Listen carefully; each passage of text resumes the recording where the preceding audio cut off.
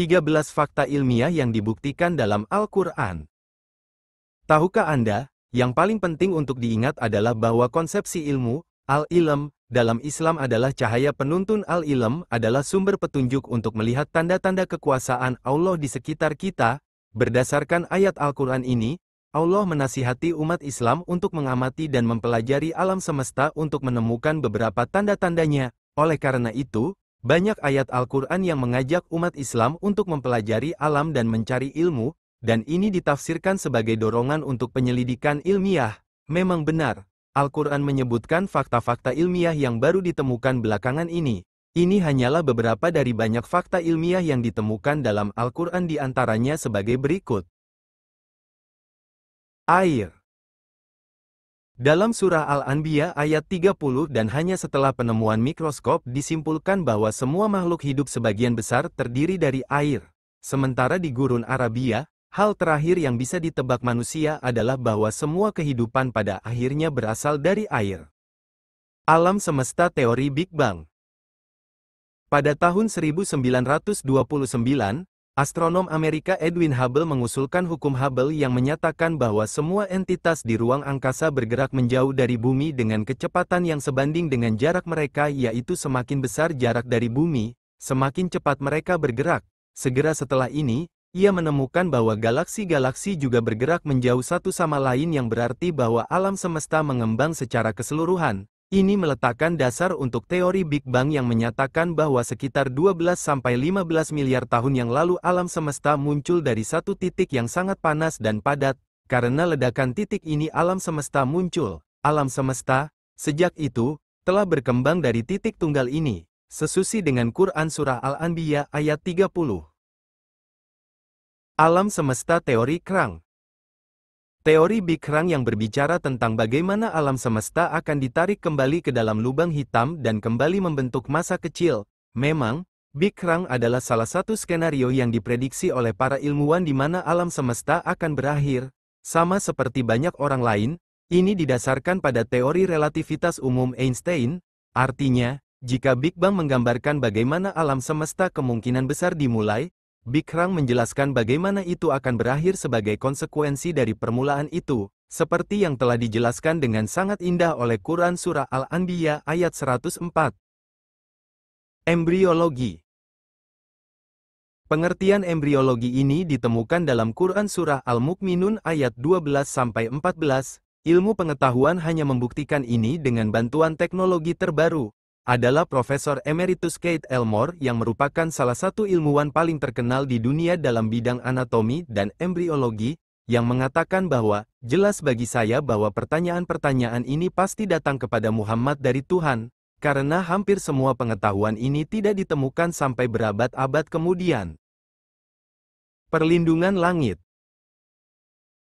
Dalam surah Al-Anbiya ayat 30 adalah fakta ilmiah bahwa langit, dengan semua gasnya, melindungi bumi dan kehidupan yang ada di atasnya dari sinar matahari yang berbahaya.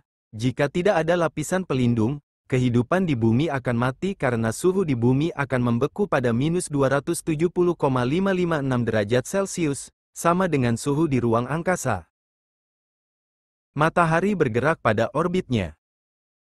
Ini dibuktikan dalam Quran Surah Al-Anbiya ayat 33. Meskipun hal ini baru diyakini secara luas pada abad ke-20 di antara para astronom, hari ini adalah fakta yang sudah mapan bahwa matahari, bulan, dan semua benda-benda lain di alam semesta bergerak di orbitnya dan terus bergerak, tidak diam seperti yang biasa dipikirkan sebelumnya.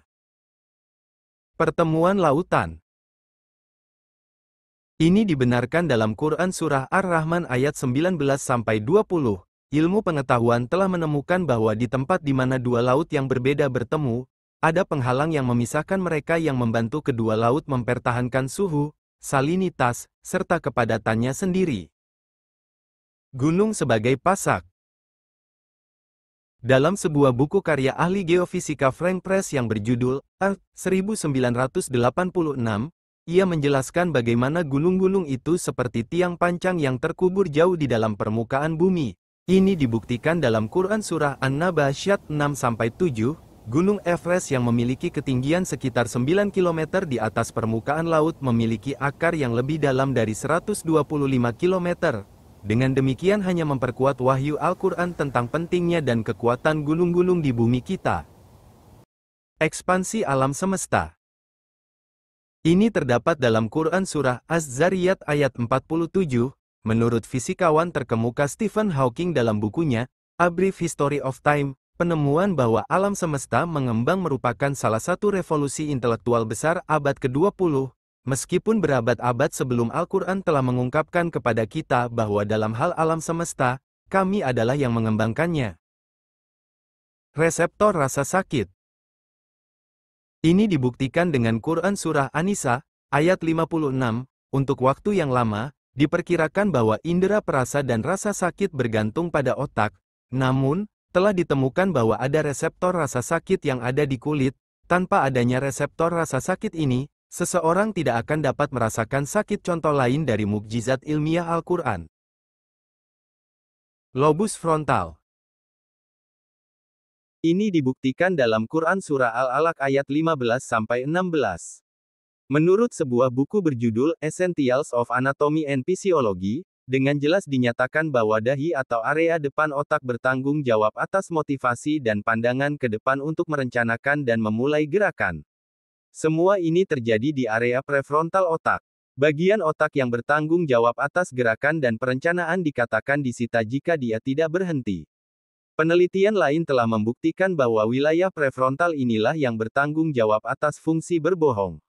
Penelitian lain di University of Pennsylvania di mana para relawan ditanyai selama interogasi terkomputerisasi menunjukkan bahwa relawan yang berbohong mengalami peningkatan aktivitas di korteks prefrontal dan premotor.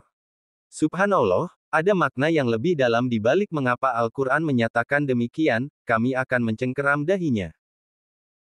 Gelombang internal di lautan.